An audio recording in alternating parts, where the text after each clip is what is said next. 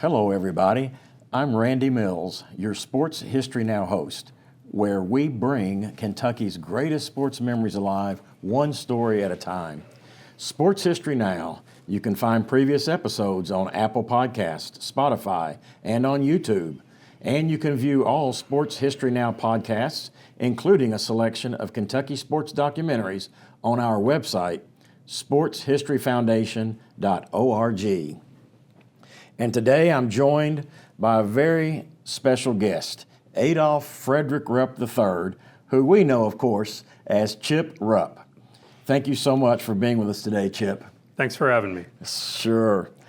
You know, Chip, I recently attended a UK basketball game on a Tuesday night, 9 o'clock tip-off. Roads were terrible, icy conditions, freezing cold. And I was sitting with some good friends, Tom and Kathy Miller. And Kathy turned to me and she just looked around the arena and said, my goodness, she said, can you believe this crowd tonight? Can you believe there are this many fans out tonight? And I just simply replied, and of course, as she well knew, I just said, hey, it's because of Adolph Rupp. I contend that your grandfather, Chip, Coach Adolph Rupp, continues to impact the culture of our state more than any single person who has ever lived in Kentucky. Pretty heady stuff. But as you think about being Chip Rupp, the grandson of Coach Adolph Rupp, and that legacy, with me making that statement, which I wholeheartedly believe from the very first day I could ever remember being a University of Kentucky basketball fan, how do you feel from the Coach Rupp and now Chip Rupp standpoint, knowing that basketball is 365 days a year in Kentucky? It's recruiting, it's preseason, it's postseason, and it really does go back to that foundation which was built by your grandfather. Well, you know, that makes me swell with pride.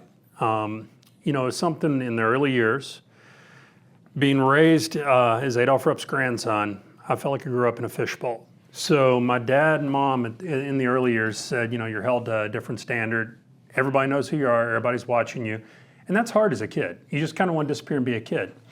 So as I got to the teenage years and a little bit older, there was a little part of me that didn't really embrace all that my grandfather had accomplished, and more I wanted to try to kind of hide from it. I just wanted to be a kid. But then, you know, age took over. I'm now a father, and to hear you make those comments so many years later, it means the world to me. And in my professional life, I work a lot in Eastern Kentucky. And to get out and to see the pride that people have, especially around March, when we're in tournament time, a lot of people live and die by the Cats and their success. And I know so much of that is attributable to the foundation he built years ago. That is so true. I've sometimes said to try to help outsiders understand the importance of basketball in our state and our beloved Wildcats, that when we do lose a game, the sun doesn't shine the next day. That's kind of the way we all feel. When we think about Coach Rupp, I want to mention his all-time winning percentage. You know, the 876 wins was the most wins by a college coach for years and years and years. 82.2% winning percentage, amazing. Coach John Wooden checking in with an 80% win percentage. Coach Krzyzewski, 76%. Dean Smith, 77%. Bobby Knight, 71%. And then we come to Fog Allen. We want to say something about Fog Allen being the Kansas University coach and having a 74% win percentage. But think about that. Coach Rupp won 876 games against only 190 losses. Such a winner. Tell us a little bit about what you recall in your early growing up years, and just kind of beginning to understand you know, the winning culture that he had created. And I know it's kind of maybe hard to have a full appreciation of that as you're growing up early on, and he is your grandfather, but that's pretty lofty, those statistics that I just mentioned. Well, when you mention the other names that came indeed behind him, it really puts a spotlight on how impressive it was. As far as my recollection of the winning culture and how dominant Kentucky was, you have to remember, I was born in 1966. So I really don't remember much of his coaching career up until he retired, because I was, 6, I guess, Yes. when he retired. But, just looking back at the numbers of it, and given the fewer number of games they played, I mean, they were just clearly dominant in all aspects of the game. And, the one thing that was amazing about it was very rarely did they lose, but when they did lose, it was never at home. I mean, they established Memorial Coliseum as their place, and it was very difficult and an anomaly when someone came in and defeated him in Memorial. Absolutely. We may test both of our memories. Was the home court winning streak at Memorial Coliseum 129 games? I think that sounds right. Does that sound right? Yeah, it sounds right. Yeah. I know some folks who were there. I believe that one loss came in 1956 maybe, and folks said that I believe it was a 1-point loss to Georgia Tech, and the arena just fell silent. People couldn't believe what they were seeing. There were probably many people in the stands who had never personally witnessed a University of Kentucky basketball loss. Well, back then they played, 22 games maybe? So half of those were at home. So you're looking at like 10, 12 years without a home court loss. That was hard for them to wrap their heads around. Let's back up to Coach Rupp's earlier years just a bit as a Kansan, and we did mention the name Fog Allen. We're all very familiar with the Fog Allen Fieldhouse at Kansas University. Tell us a little bit about him, anything in his early years that you want to mention, but especially going to Kansas University and coming under the tutelage of Fog Allen, and also, I believe, a guy named James Naismith, maybe. Yeah. So in my study at home, I have a team picture from their national championship team when he was at Kansas, and I think it's fair to say that he was a seldom used player. I mean, he was a bench player, so he was not a star by any means. But I think so much of what led him to be successful in his coaching career was what he learned from Fog Allen, who had a high level of respect for, and ultimately the guy who invented the game, James Naismith, being the assistant coach on that staff. And I will tell you this, my grandfather was all about, Kentucky basketball and making them as successful as possible. But even to his dying day, he had a very soft spot in his heart for his time at Kansas. I mean, he loved being a Jayhawk. Right, yeah. For sure. Another of his loves, I guess, was his farming, right? A big farmer. Did you have any recollection of that as his grandchild? Yeah, so that was, there were three things my grandfather loved. He loved being the head coach of the University of Kentucky. He loved his registered Hereford cattle in his farm. And he loved his involvement with the Shriners. And those were the three things that he was super passionate about. And if you'd heard any of the stories about my grandfather, he never drove anywhere. Even though he had a driver's license, he always had someone that drove him. And it was usually one of his managers. And so, when I'd go to visit him, he would have one of the managers come over to drive him out to the farm. And my grandfather at that point did not get out of the car to open gates as we're going around the farm. So he somehow manipulated it where it seemed like some big privilege for me to get the opportunity to jump out and open every gate and shut it after we pulled through. And so I thought it was this, huge honor, and actually he just didn't want to get out of the car to open the gates. Right. But he loved going around the farm. He was super peculiar about his registered Hereford cattle. If they did not meet his specs, and for your listeners, I probably won't go into what he was looking for, but he had no problem, eliminating those from the herd. So he'd sell them at the stockyard, and he only kept the best of the best to be part of his registered Hereford herd. And I think it was kind of a symbol of how he ran his basketball team. I mean, he wanted to try to get the best of the best and get the best out of them when he was coaching. When I think of some of his basketball teams, and to this day, when we have great teams, there's kind of that challenge of coming up with the team nickname. And so we think back to the Fabulous Five, the Fiddlin' Five, the Rupp's Runts. We move on into the Unforgettables of 1996 and so forth, or Comeback Cats of 1998, who won it all. But going back to the Fabulous Five, which just captivates me, of course, and also the opportunity for that squad to be a part of the United States Olympic team.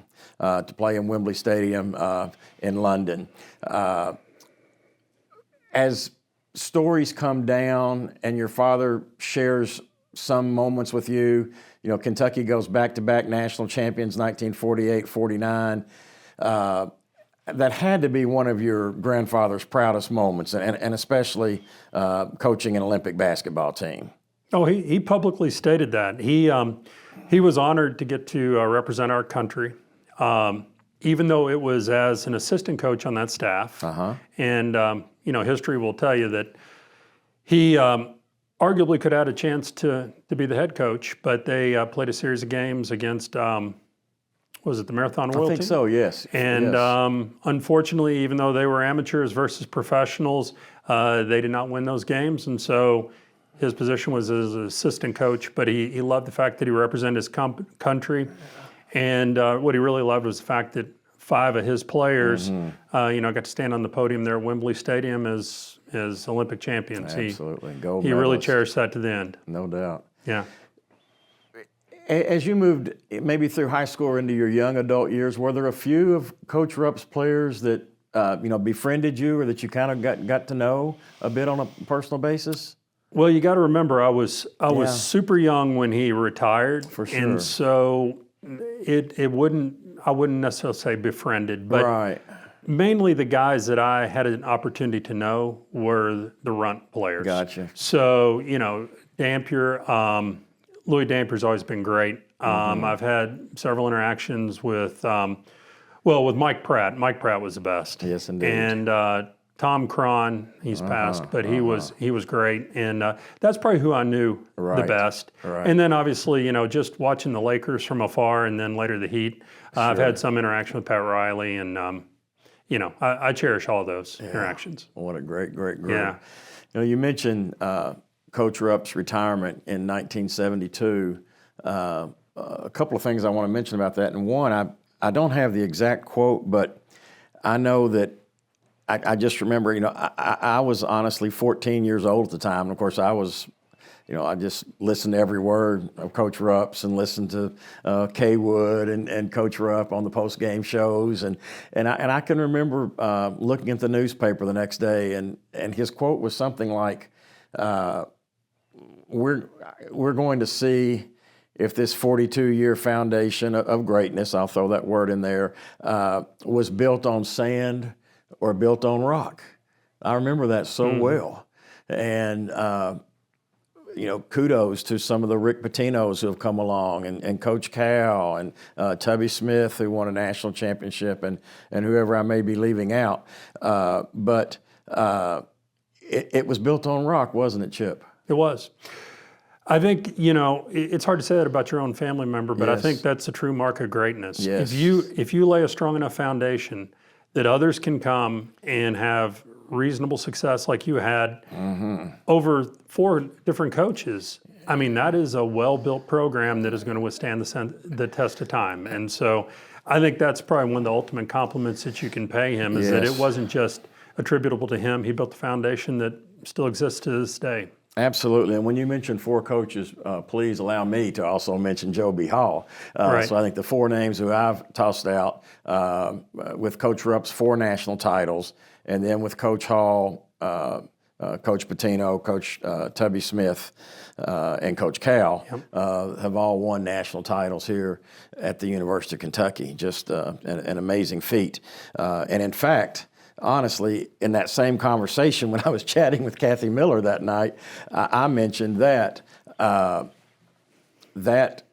it is difficult to carry on that winning tradition, because just as an example, at UCLA, we know that did not happen. Upon John Wooden's retirement, you know, UCLA kind of had to take a back seat and didn't continue to be that year in, year out perennial national power.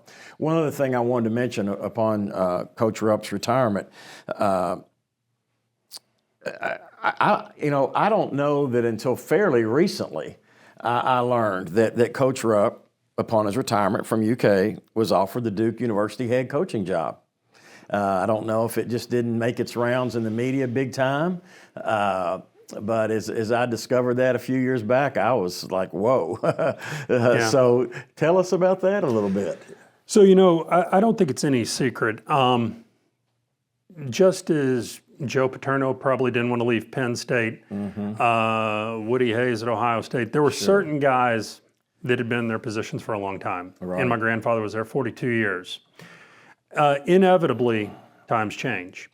But I don't think that there would have been a scenario, given his passion and love for UK, that he would have ever chosen to go away on his own. So he was impacted by mandatory retirement. That's right. And so if we're being totally honest here, he didn't love the way that things ended here at UK and felt like he still had more to give to the game. Absolutely. And even if you look back to his last year, he won an SEC championship, so the game had not passed him by. Absolutely not. And so, he, rather than willingly left, I think he left feeling like he had something more than he wanted to prove.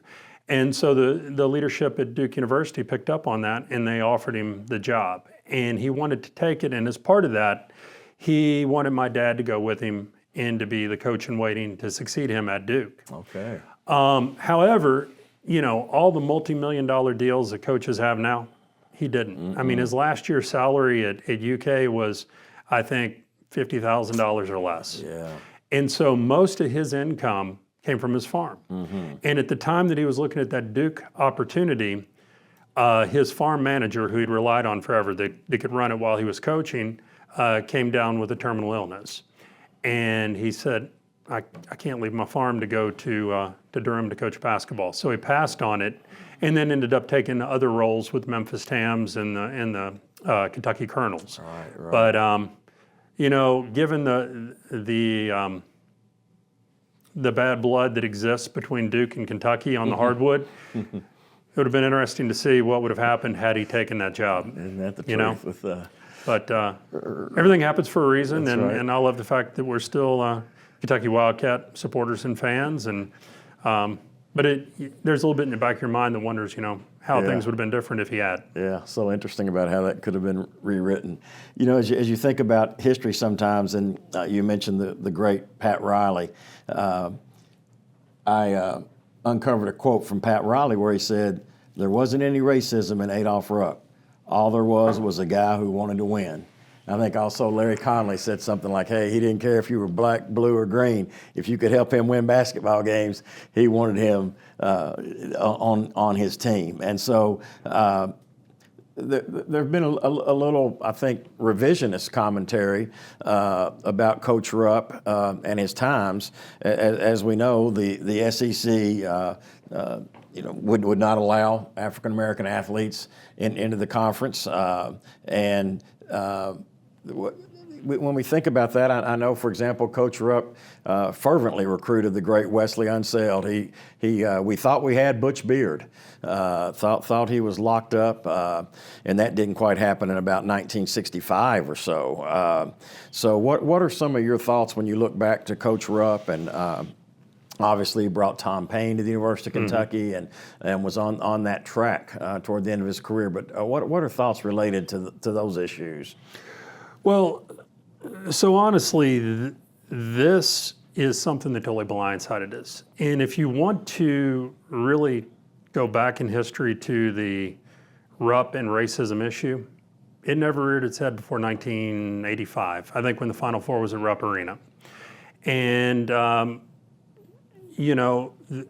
couple articles came out that referenced the 1966 game against Texas Western. Before that, you never heard a word. And so, what I can say firsthand is he was not a racist.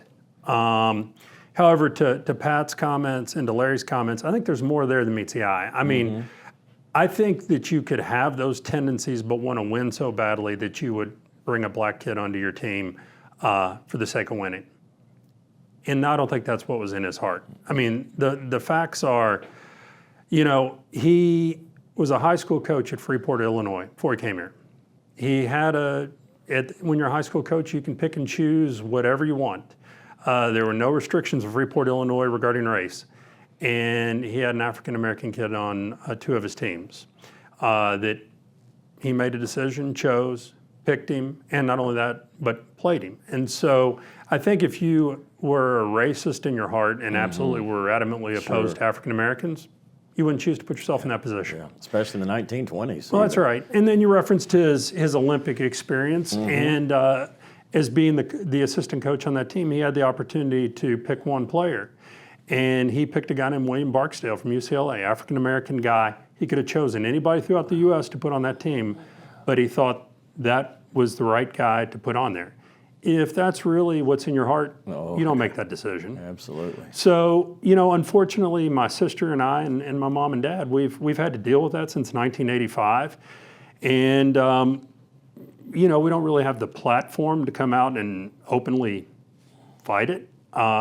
We were advised at the time period, you know, keep your head low and it'll just go away. But it really never did. And it's kind of taken on a life of its own. And it's been very disappointing for our family to see that thing grow because, you know, you watch TV and you see this ESPN 30 for 30s and all these different things. If there is something regarding Adolph Rupp, usually it has to do with race. It doesn't talk about his 4 championships, his winning percentage, his track record of success. And that's sad to see a major figure like that minimized to just one issue that really is not relevant. Yeah, absolutely. Appreciate your remarks so very much. And, you know, as I drive from county to county or maybe on a trip here and there throughout our state, and I see that basketball goal attached to a pole or attached to the barn, boy, I'll tell you what, I say thank goodness for Adolph Rupp because I go back to my days growing up with 2 brothers. Well, heck, all we ever thought about was could we someday put on that University of Kentucky Wildcat basketball uniform as we shot baskets in the backyard. And boy, it's for that dream to come from a guy named Adolph Rupp, 1930 to 1972, 876 wins at the University of Kentucky. Our state will forever, ever be indebted without question. You know, sometimes we know that expression, the apple doesn't fall far from the tree. Well, here comes Coach's son, Adolph Frederick Rupp Jr., and he is Herky Rupp. Gosh, I got to ask you first, I want to talk a little about Herky and that basketball gene being passed to him and then on to you. How did he get the name Herky? So that's an interesting story. When my grandfather, when my dad was born, my grandfather and grandmother lived over by one of the fraternity houses over off of, I can't think of it. It was on campus. It's not where his final home was. And at that time, they used to have those trash cans, the metal trash cans that went down in the ground, and they had a lid. And I don't know if you remember that, but they were actually below the surface. And so my dad was little, and so, you know, the fraternity guys lived next door. And so they were all trying to play up to Coach Rupp, and, you know, so they took this special interest in my dad. And after the trash would be cleaned out, the empty trash can would be down in the ground, and so my dad was picking up the trash can and putting it above his head, and those guys started calling him Little Hercules. And so instead of being called Adolph, he got shortened to Herky, so that's how it happened. That's awesome. Yeah. I've never, ever heard that story. That's so cool. Herky, you know, he went to University High School in Lexington, and I think by looking at the dates, graduated maybe 1959, and then of course he went on to play for the University of Kentucky and play for his father. Any stories from those days that you recollect about dad and son on the practice floor together? No, I did not get many, and you know, a lot of them have been sensationalized because, I mean, you know, I love my dad. I was proud of my dad being a part of those teams, but I don't think that he was there at that time period based on his athleticism. I mean, what came back to me from people who knew him at that age is he was pretty slight of build, tall guy, but pretty good shooter, not super athletic. And so he probably landed his spot on that team because of my grandfather. And then a lot of the stories that have come back have been sensationalized over time about I'm sure my grandfather poking fun at his expense. So no, there's not any great on the court stories, but I know that they both cherished that time together as, you know, Coach Sutton and his son did, and Coach Smith and his son. And yeah, and you know, my grandfather and my dad, there was a method to the madness. I mean, the plan was for my dad to follow my grandfather's footsteps, and there's no better way to learn the game than playing for, at that time, arguably the best coach in the game. Well, he did learn the game well, Chip. He went on to head coaching positions at Atherton High School and then also in Lexington at Lafayette High School, and then made the move to go to Shelby County High School, which I want to mention those couple of years because his father wasn't the only very successful coaching Rupp family member. So in 1968, Shelby County went 28-5. In 1969, 25-5. Both of those years, they were 8th region champions. In both years, they made their way to the Sweet 16 and won first-round games and lost heartbreakers in the quarterfinals. I mean, oddly enough, they lost by 1 point in 68, and they lost by 1 point in 69. But so he guided them, both teams, to the Elite Eight. Tell us a little bit about what you know of that, the fact that he was such a successful coach, and then maybe why he stepped away from the coaching, because to my knowledge, that was his final year of high school coaching at a very young age, probably only about 30 years old or so, having that kind of success. It was. So I think my dad was a good coach. I think a lot of the stuff that he learned, a lot of the principles that he implemented, came directly from my grandfather. Yes. So a lot of the stuff his teams ran were the same plays that the University of Kentucky was running, and I think he was an excellent teacher. That move to Shelby County for him, he was blessed with some really good talent over there, great support by the Shelby County leadership and administration, and he had a pretty good player named Mike Casey who was playing for him. So all that did not hurt to lead to the success that he had there. Right. When he left Shelby County, I think the plan all along had been for him to come onto my grandfather's staff and to be in a position to succeed him. But as I referenced earlier in this, I think a different deck of cards had been dealt. And at the time period that my grandfather was wanting to bring him on, I think wheels were in motion to implement this mandatory retirement, and the timing just didn't work. And so when it became evident that they weren't going to be able to have that transition, he did not re-enter coaching and went into the private sector, into banking, and ran our family farms. And with your family growing up, you had your mother, Linda, and a sister, is that right? I have one sister named Farron. Okay. Yes. So the two of you. It's just two of us. Yeah. Yeah. So shifting then to your upbringing, what do you recall of having the basketball in your hands, 5, 6, 7 years old, that sort of thing? Was it kind of a way of life in growing up? Oh, it was. Even after my grandfather retired from Kentucky, he still maintained his office at Memorial Coliseum, and so I would go with him to his office a lot of times. Always had a ball in my hand, or the equipment manager, Mr. Huckel, who was right there around the corner from his office, would give me a ball and I'd bounce it around. And I would go out and watch Coach Hall and his early teams practice. Right. But I was always around the gym, around the hardwood, and basketball was all I knew. I played baseball as well and was pretty good at it, but there was no pathway around being involved in basketball. Absolutely. So. I recall reading of one special memory. I think about kind of a special memory for your dad, and then it kind of became a special memory for you too. Our now called historic Memorial Coliseum, we know that's always been called the house that Rupp built. And so when it was built, and I'm going to say about 1950-ish, we got to have a symbolic first basket made by somebody. And Rupp built the house, so he said, "Hey, come on in here, son, Herky." And as I understand it, Herky made the first shot. Now tell us what happened in your life with the next transition of UK basketball from Memorial Coliseum to Rupp Arena. So they built Rupp Arena, put my grandfather's name on it. Coach Hall and his team were down getting ready for a game the following day, I think it was. They had half the floor down. It was a temporary floor that they were putting down. And my grandfather went in. He and Coach Hall had already discussed it, and he said, I want my grandson to take the first shot in Rupp Arena. And so I asked him, and I thought I was going to pump a free throw or a three or something, and I said, "What do you want me to shoot?" And he goes, "You need to shoot something you can make. I'd suggest a layup." And so that's what it was. I shot a layup in Rupp Arena, and then we walked off the end and watched them practice and watched the remainder of the floor being put down. There's nothing wrong with a 100% shooting average, 1 for 1. No, but that was the most nerve-wracking layup I've ever shot, because everybody's watching, including my grandfather. He said, "You better not miss it." Yeah. So that increased the anxiety a little bit. Yeah, for sure. Yeah. So coming on through your elementary years, what about, say, into your junior high years? We're going to move into beyond that, of course, discussing your high school career at Henry Clay High School, where you met with a great deal of success, including 2 Sweet 16 appearances and, of course, 1 state championship. How were those seeds being sown? You know, sixth, seventh, eighth grade or so, or I don't remember if there was junior pro back in the day, or maybe if there was any kind of, you know, outside of Lexington basketball going on. No, we had. So it was different back then, but I remember growing up at the young age groups. I attended church at Emmanuel Baptist Church, and so there was a church league team that I played on there. There was a city league team that I played on, and my grandfather would come occasionally to watch us play.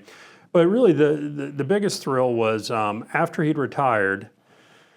He was friends with Dale Brown, the head coach at LSU. Yes. And so whenever Coach Brown would come to town with his team, he'd always have my grandfather over to watch them practice, and they would visit.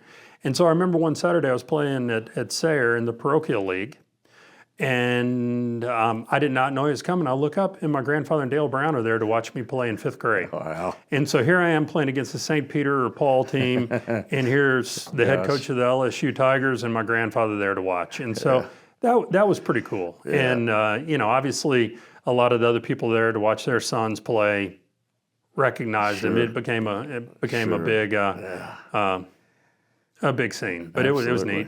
And then, then I went on to play at Morton Junior High School. Played for a guy that really helped to lay my foundation and knowledge of the game. A guy named Frank Craig, and he was just an awesome guy, and really enjoyed getting to play for him. And then I went on to play for Al Prewitt and the Henry Clay Blue Devils. That's right. So at Henry Clay, in those days, I guess junior high went through ninth grade. That's right. So your first opportunity to be a varsity basketball player was as a sophomore in high school. Kinda. But what happened was, and I give it a lot of credit for me being able to play at the collegiate level.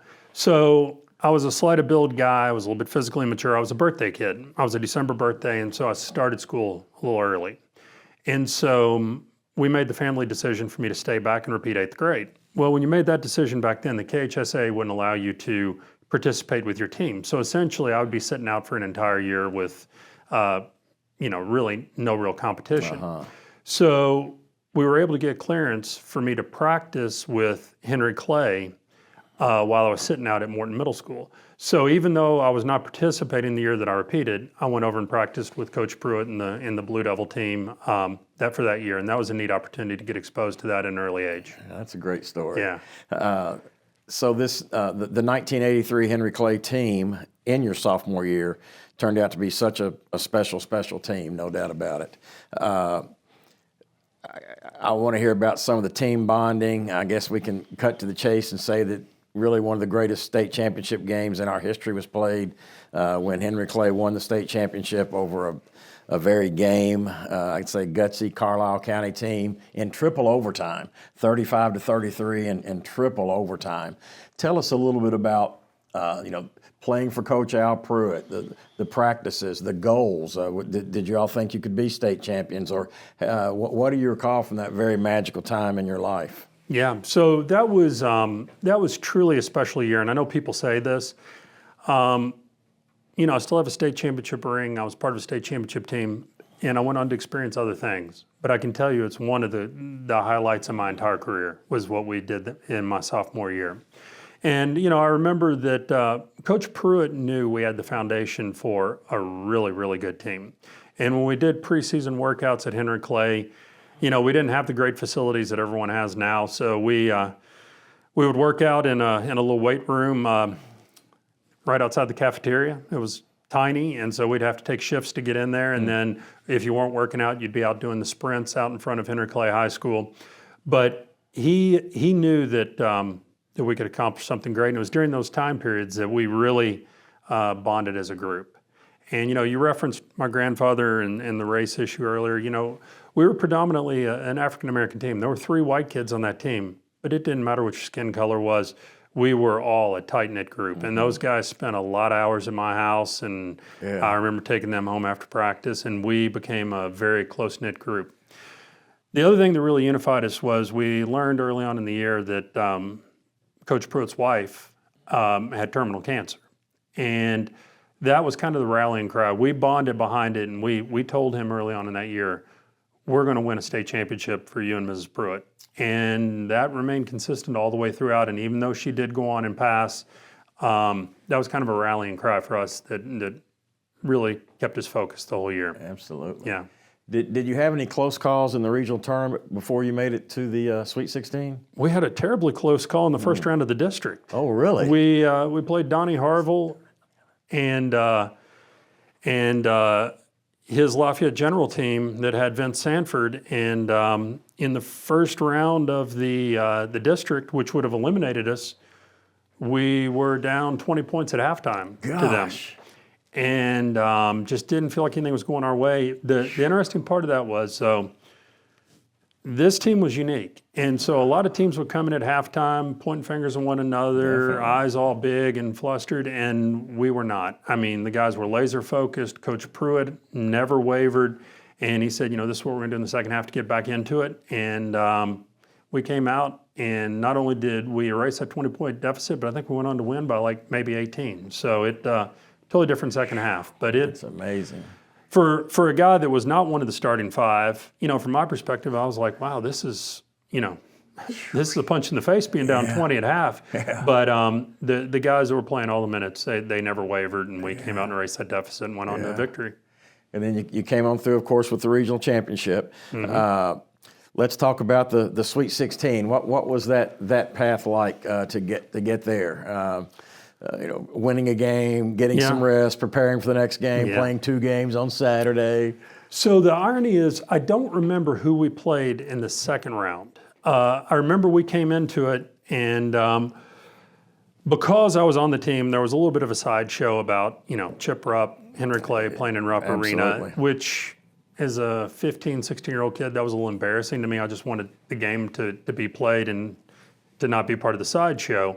But we funneled out all those distractions, and we were going to play a first-round game against Greenup County, and a guy named Mike Scott that went on to play for Kentucky. 6'11", big guy, yeah. Yes. And we were a little bit aware that he's much bigger than anyone we have, and so this could present problems. But we handled that game with very little difficulty.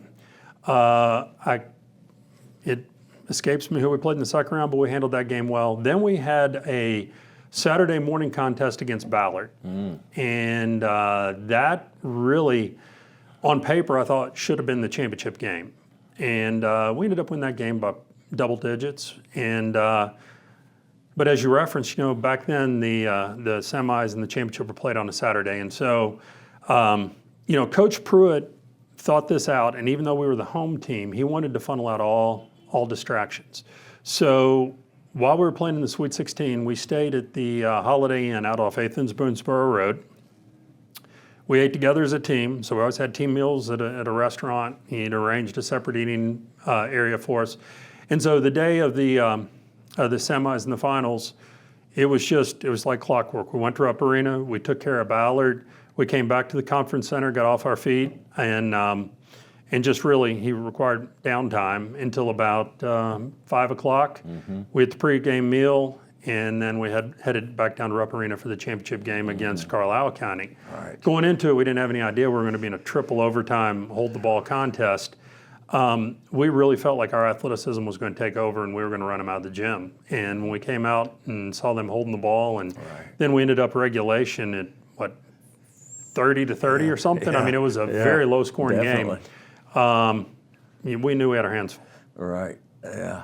Well, as you talked about having the close teammates, you might mention a Steve Miller, but certainly a Steve Miller who was a junior on that team, and then Mr. Kentucky basketball in 1984 when you made a return trip as a starter on the 1984 Henry Clay Sweet 16 team. But also you had a guy named Greg Bates, didn't you, in that state championship game against Carlisle County. How we finally get that struggle of 3 overtimes worked out? Yeah. Because I was there that night, and most of us thought it was ready to go into the 4th overtime.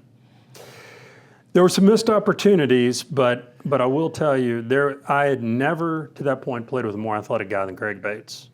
Phenomenal jumper, had a vertical somewhere in the 40, 42 inch range. I mean, he could just touch the top of the square, no problem. And as we were getting late in that third overtime, the play was to go inside to Miller and he was going to shoot a turnaround, and he did, and it rimmed off, and then Bates went above everyone and tipped it, and it barely left his fingertips when the lights went off in the corners of the arena, and The ball went through the hoop, and that ended it. But, Greg, golly, just what a phenomenal – there were so many phenomenal players on that team. Right. And, I just feel honored. I felt honored to be a part of it and still do to this day. And what a feeling to rush the floor all at once. Oh, my gosh. It was unbelievable, but you were almost exhausted because you played that Right. morning. I think we got the draw that year where we didn't get the off day either. So I think we played Thursday, Friday, Saturday morning, Saturday night. So, emotionally you're spent. Right. You've been in a triple overtime. And the interesting part of that triple overtime game, I don't know if you remember, but there was a fantastic player for Carlisle County named, I think it's Phillip Hall. And he went in for a layup, and we fouled him. There was no question, but I don't think it was a dirty play. But he went down incredibly hard. And so even though we were the Lexington team playing in Rupp Arena, the entire crowd turned on us. And so for all of the overtimes, they were cheering like crazy for Carlisle County, and we were the villains. And so you just felt this whole emotion. It's tough to overcome. It really is. Yeah, it really was. And so you just were spent. When that ball went through, you felt like crying, you felt like cheering, you felt like running the court. There were so many different emotions. Absolutely.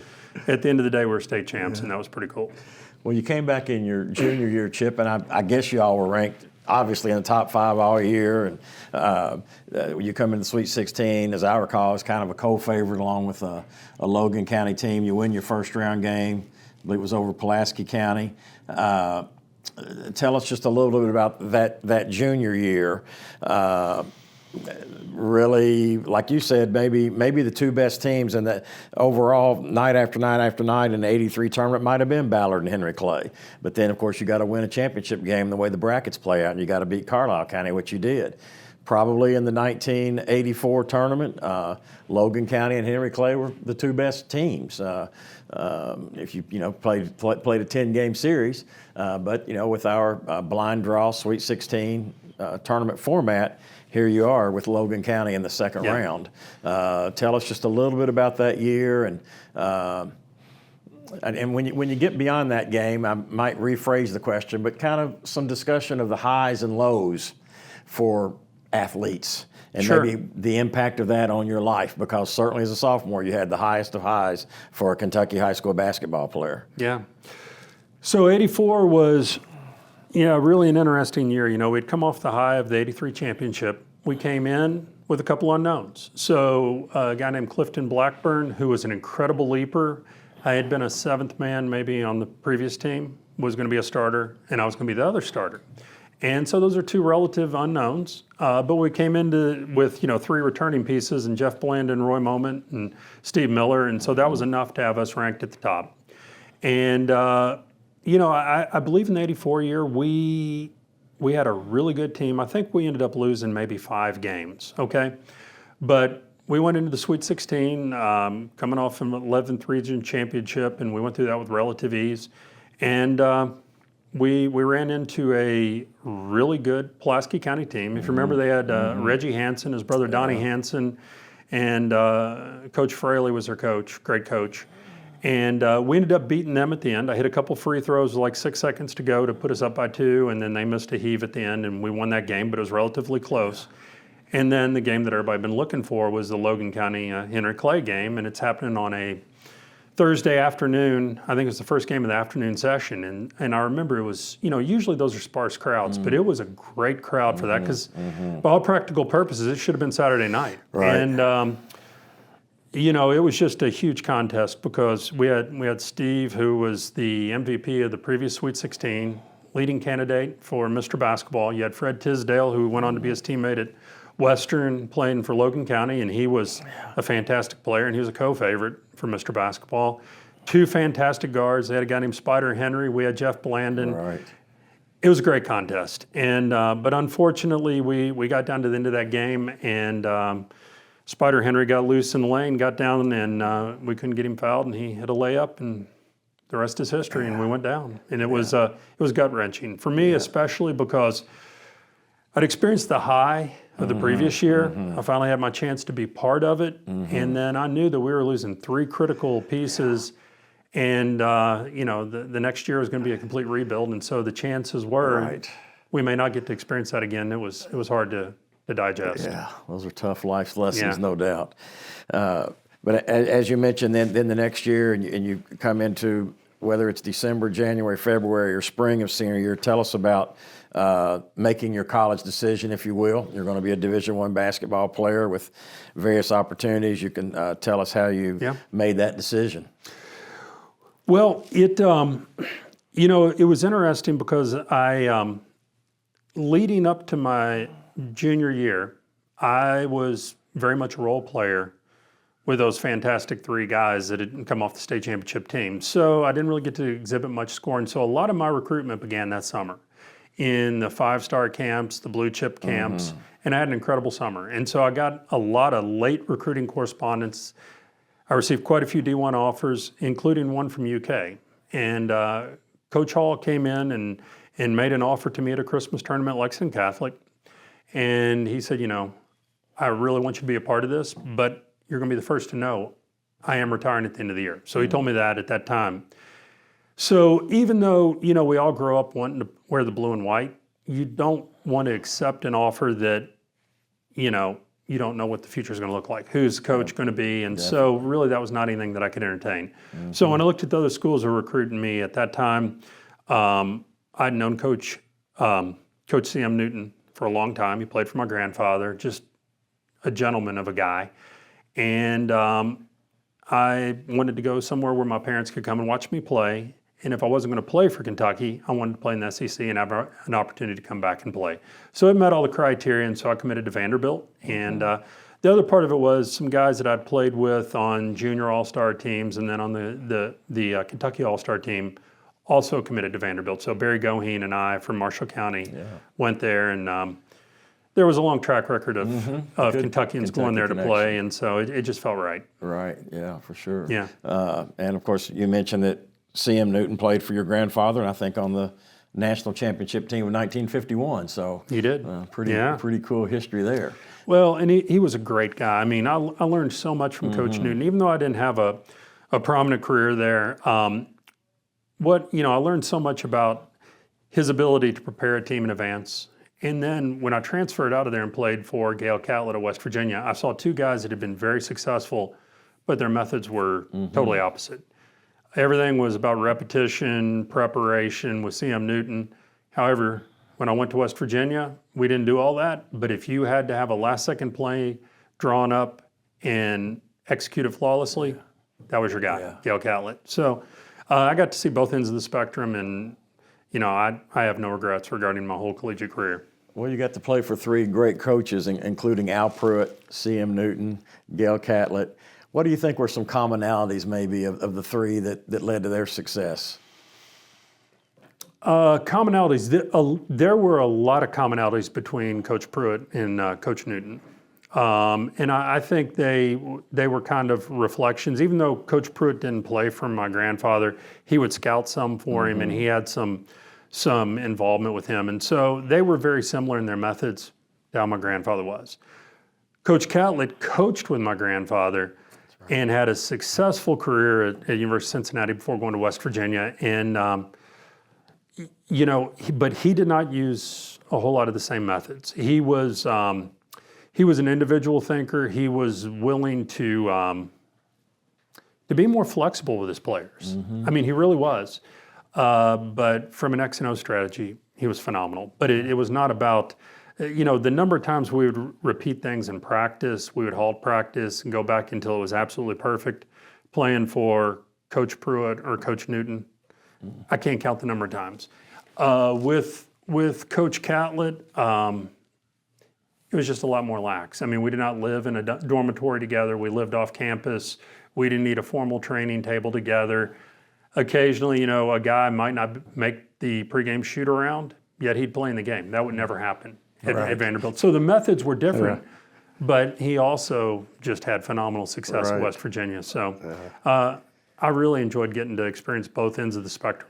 Well, you graduate from college and taking a lot of knowledge from your basketball playing days, I'm sure, into your professional life. But you have to make a decision because certainly, no doubt, with your basketball background, you've got the opportunity to go that route.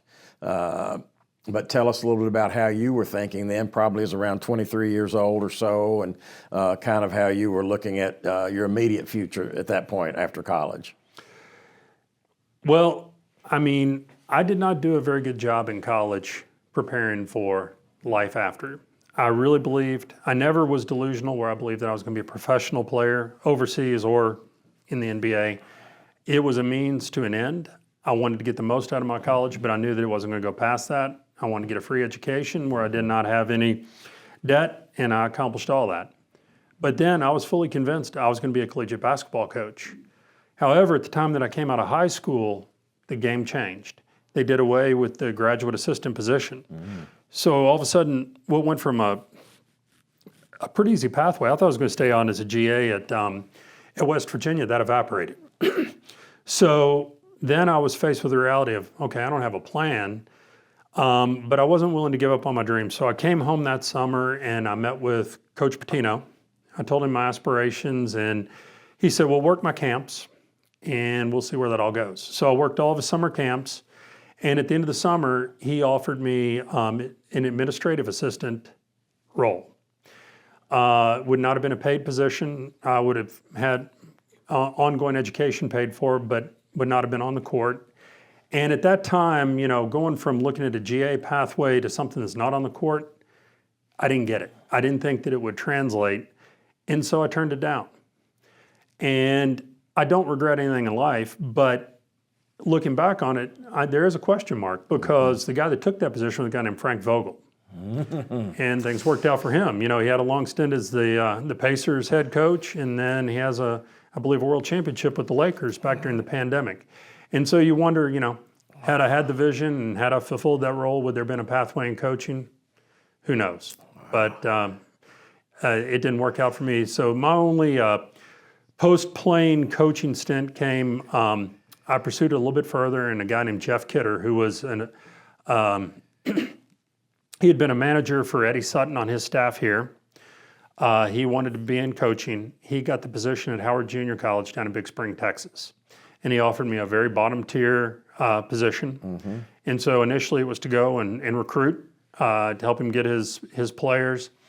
And then when I got to Big Spring, I lived in a dormitory with them, and it was basically 24-hour access. And so after 1 year doing that, I was like, this is not for me. Junior college basketball is not going to work. So I left that, and I came home and I got into the private sector, and been in medical devices ever since. Yeah. Well, that's fantastic. Yeah.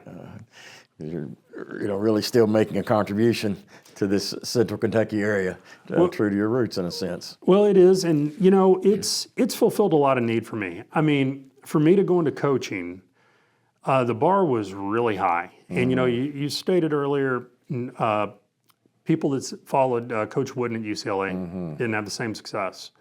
Just because my last name is Rupp, I don't know that, you know, I could have ever measured up to what he accomplished. And so, you know, I could have failed miserably.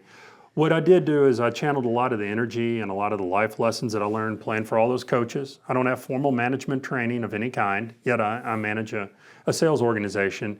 And a lot of the principles I learned as a player and from those gentlemen, I've incorporated into how I run my organization. And so arguably we've had unprecedented success in the sector that I work in, and it's fulfilled all my needs professionally. And I'd like to think I'm the best of the best at what I do. And, you know, I leave my grandfather and his success off to their own category as well. Well, that was exactly the direction that I wanted to go and talk about how the discipline and the lessons that you have taken from playing basketball and being a high-level athlete have translated, you know, into the success that you're enjoying professionally. If you might share with us, we talked about your mother and you know, obviously your sister. What about, Chip, with your family? Tell us about your family, your wife and children, if you would. So my wife's name's Kathy. We've been married 30 years. We have 3 children together. Frederick is my son, and the oldest. I have a middle daughter named Elizabeth, and my youngest one, Anna, is a senior at UK. I have a beautiful family. I mean, they're the best. My son and my youngest still live here in Lexington, and then my middle daughter is an attorney in Northern Kentucky, and she lives up there. And we've just had a great life, and being a Rupp has opened a lot of doors for us, and a lot of the standards that I was held to as a kid, I've held them to, and I just think they've turned out to be great people. That's fabulous. Yeah. One last thought as we wrap up. If you were in college coaching, you would now be in the NIL era, in the transfer portal era. Of course, in your playing days, you probably would have liked that NIL era. Any thoughts, Chip, on the state of college athletics, which I know we want to say it's positive for athletes, not just let you respond. I mean, boy, oh boy, it can't be easy on coaches and roster turnover and all. But what are your thoughts with the NIL era that we're in, transfer portal, things along that line? Well, I appreciate you asking that. I mean, I'm almost 60 years old, so I'm considered an older guy now, and I did love the purity of the sport. There was a part of me that really embraced the fact that we were amateurs. There was value in a college degree. There was value in spending 4, maybe 5 years at that time of your life playing for one university that, that was your school. The fan base could connect with you. And, I never really looked for additional sources of income. I had the same opportunity everyone else did to work summer jobs, make as much money as I could to get me through the school year. And the real value was to graduate debt-free. I loved that. And I wouldn't have changed it. And to your earlier point, I did not have an NIL valuation. Even if it had existed back then, it would have been 0. But now to see where we've gone, I mean, we went from the true spirit of amateurism to annual free agency professionalism. And I just don't really understand that, how the NCAA would go from giving, people a death penalty for a $50 handshake to no caps on what someone can make. It just seems like there could have been some middle ground. All that said, you have to deal with live with the hand that you're dealt, and this is the hand that we're dealt. I think it is a tragedy, though, because a lot of the great minds of the game are not embracing the structure. You see the Jay Wrights, the Roy Williams, Mike Krzyzewski's, all those guys go. Coach Saban. Cal doesn't sound like he's too far behind it. You're going to lose some of the great minds. Bruce Pearl. Yes, indeed. These guys are all getting away from it because you can't coach your team anymore. If you try to come down and teach them discipline, dedication, determination, anything that ruffles their feathers, they just transfer and leave and go to another school. So unfortunately, I don't like it. Hopefully, in the next couple of years, they will rein it in a little bit and put a framework around some kind of caps regarding the NIL. So it's not just free agency. They may give you 1 year of a free transfer, but after that, you have to sit out a year. They're going to have to harness it in somehow. Yeah, definitely. Well, those are interesting thoughts, and like you say, who knows exactly where we're heading. I do know this, though. All the citizens of our state are greatly indebted to your grandfather saying yes to the University of Kentucky in 1930, what he did for this state, how proud we are to say we're Kentuckians, in large part because of our basketball prominence over the years. Your father, the super well life that he lived, and you as well, Chip. We thank you so much. And hey, when we walk into that arena, it is Rupp Arena. That is what bigger legacy, what could say it all. In fact, historically speaking, I believe that 1985 Final Four stands as the last NCAA Final Four played in a college gymnasium.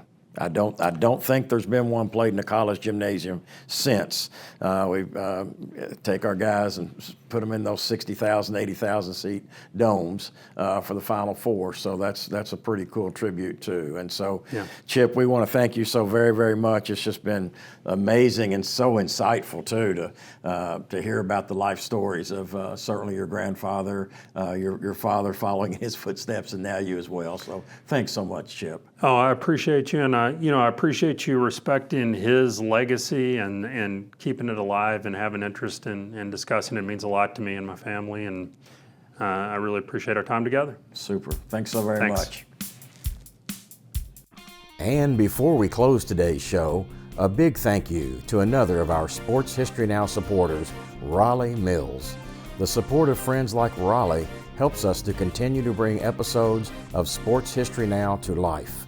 Sports History Now, found on Apple Podcasts, Spotify, and YouTube. And you can also find Sports History Now podcasts and a selection of Kentucky sports documentaries on our website, sportshistoryfoundation.org.